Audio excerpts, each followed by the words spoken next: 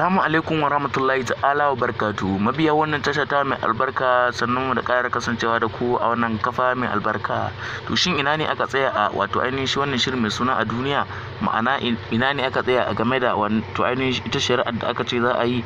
wato a kan wannan shirin mai suna a duniya, inda aka ce wato ainihin za a yi shari'a, ma'ana za a wato lokacin da 'yan ƙungiyar ɗariƙar Tijjaniya suka kai ƙaran wato shi wannan shirin mai suna a duniya kotu, inda suka ce to wato su ainihin ba su yadda ba saboda an zaga musu shugabansu ko kuma an aibata shugabansu, ma'ana Shehu Tijjani Inyasi, inda suka ce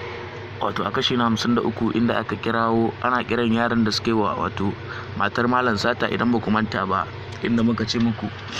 wato ainihin inda muka nuna wato batun an kira wani yaro a ciki wato Inyasi, an ce Inyasi zo a caje ka. To wannan abun shine yayi wa 'yan kungiyar ɗariƙar Tijjaniya muni. To yanzu da Allah menene ya ku faɗa mana ra'ayinku, menene kuskuren da muka yi a wannan shirin mai suna a duniya, wanda kuskure ne muka aikata wanda suna ne kawai aka faɗa.